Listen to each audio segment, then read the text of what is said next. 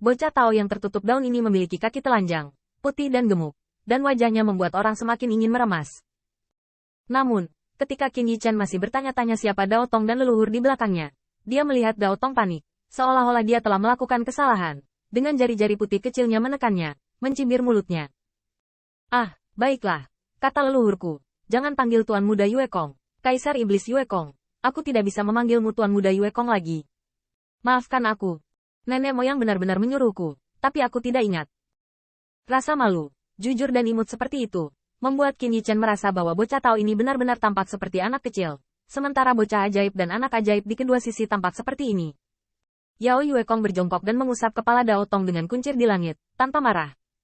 Tidak apa-apa, Tong Yan tidak malu. Karena ini adalah undangan Ling Zuxiang, itu seharusnya menjadi kehormatan bagiku. Jelas, menghadapi undangan anak laki-laki Dao ini, Yao Yue Kong langsung setuju. Ini benar-benar berbeda dari sikap saat menghadapi bocah ajaib-ajaib itu. Selain itu, setelah Iblis Yue Kong yang diundang kali ini diundang untuk pergi oleh Dao Tong kemudian, Demon Boy dan Prodigy tidak marah sama sekali, tetapi tampak penuh harapan. Leluhurmu, bisakah kamu memintaku untuk datang dan melihatmu juga? Aku juga ingin pergi. Ku dengar nenek moyangmu sangat hidup akhir-akhir ini. Aku harus memahami peta Dao surgawi yang disayangi oleh leluhurmu. Qin Yichen terpana. Anda harus tahu bahwa kedua bocah ajaib dan anak ajaib ini memiliki latar belakang yang sangat besar. Baru saja, Kaisar yang kuat Chang Jingtian terbatuk 2 kali, dan mereka berdua terpana di tempat. Akibatnya, ketika bocah Tao yang tertutup daun itu berbicara, bukan hanya anak ajaib dan bocah ajaib itu tidak berani merampok orang, tetapi juga bergegas pergi bersamanya. Baik. Menghadapi antusiasme dari anak ajaib dan anak ajaib, anak laki-laki kulit putih dan gendut itu tampak sedikit tidak yakin. Saat aku keluar, leluhur hanya memintaku untuk mengundang Putra Baize dan Kaisar Iblis Langit Bulan, serta 2 jenderal Kaisar Senior Hefeng. Dia tidak mengatakan mengizinkanmu. Namun, datanglah kalau mau, kata nenek moyang, selama tidak dilarang keras olehnya, kamu bisa dianggap sebagai tamu. Begitu kata-kata ini keluar, bocah ajaib dan anak ajaib itu sangat gembira. Kapan kita akan pergi? Percepat. Qin Yichen terpana lagi, sepasang anak ajaib dan iblis ini juga menarik. Mereka datang untuk mengundang Yao Yue Kong dan dirinya sendiri, dan mereka mengikuti, masih sangat cemas. Tentu saja, dibandingkan dengan ini, yang paling dipedulikan Qin Yichen adalah keberadaan leluhur yang disebutkan oleh bocah Tao itu. Maksudmu leluhurnya? Haha, kamu pasti kenal dia. Fusang. Fusang. Tanda seru. Mendengar 2 kata ini, Qin Yichen tiba-tiba terguncang. Tentu saja dia pernah mendengarnya. Di pengadilan pertama, berkati kakek Su yang tumbuh bersama Yue Changhen dan Feng Xiaohu. Busur matahari jatuh dan 10 anak panah Dewa Dai. Semuanya dari Fuso. Pohon kembang sepatu yang legendaris. Tidak banyak legenda tentang Fusang. Menurut legenda, ia mewakili tatanan dan rotasi dunia. Hanya cabang yang diberikan, panah dewa yang dilemparkan, dapat membunuh 9 anak gagak emas. Bisa dibayangkan betapa hebatnya pohon dewa yang begitu legendaris. Qin Yichen diam-diam terkejut. Ternyata itu undangan leluhur Fusang. Tanda seru. Dia tidak bisa menahan perasaan bahwa alam semesta kuno layak untuk menjadi alam semesta kuno. Dan kata kuno berarti kuno. Dan kuno juga berarti tak terduga. Saat pertama kali tiba, saya diajak oleh 2 anak ajaib dan ajaib yang bertemperamen aneh tapi luar biasa. Nenek moyang Fusang segera mendengar berita itu.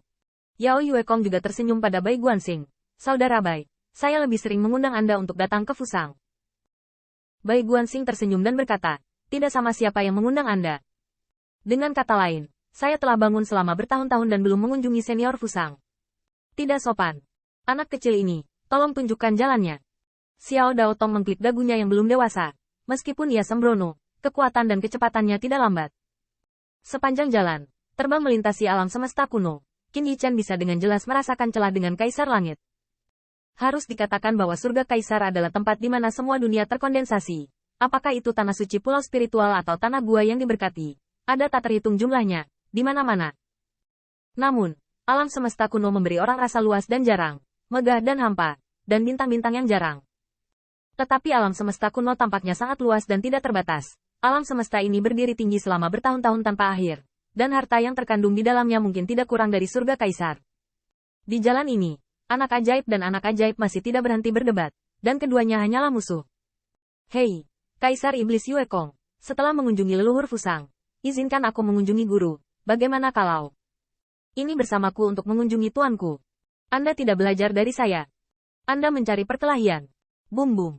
Dalam perjalanan, anak ajaib dan bocah iblis tidak setuju satu sama lain dan mulai bertarung di tempat. Setelah beberapa kali berturut-turut, Bai Guanxing tidak menghentikannya sama sekali, membiarkan mereka menginjak-injak kaki mereka, mencuri. Persik, cubit telinganya. Qin Yichen juga tidak bisa berkata-kata, tetapi untungnya, semakin dekat dia ke tempat leluhur Fusang berada, anak ajaib dan anak iblis muncul dengan kagum dan terkendali. Bai Guanxing memandang langit berbintang di depannya dan bergumam, senior Fusang adalah Zongzeng yang ramah. Meskipun dia telah mengundang kita, dia tidak akan menolak orang lain. Ditambah dengan fakta bahwa tanah suci keluargamu akan segera hadir, diperkirakan tanah suci Fusang senior akan hidup. Murid iblis bulan kembar Yao Yue Kong berkedip, nenek moyang Fusang ramah. Tapi tidak semua orang akan datang. Tiba.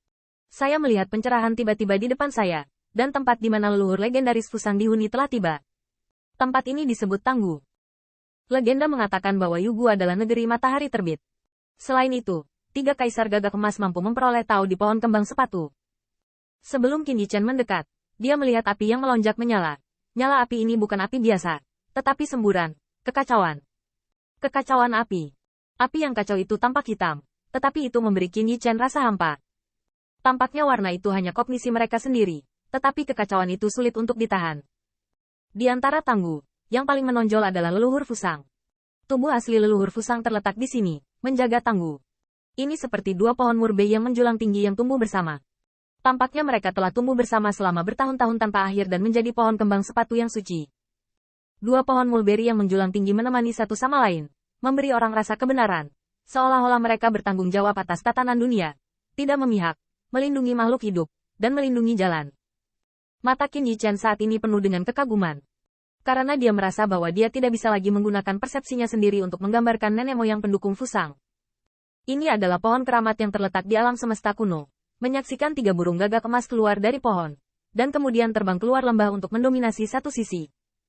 Pohon kembang sepatu berdiri di sana dengan tenang, mengamati pasang surut air pasang, menyaksikan pahlawan yang tak terhitung jumlahnya seperti ombak. Pohon keramat ini tampaknya tak terkalahkan di dunia, memberi orang rasa tak terkalahkan. Tak terkalahkan ini bisa berarti keduanya. Di depan pohon kembang sepatu suci, Qin Yichen sangat kagum. Mereka terbang ke sana dan menemukan bahwa Tanggu penuh dengan akar pohon kembang sepatu suci.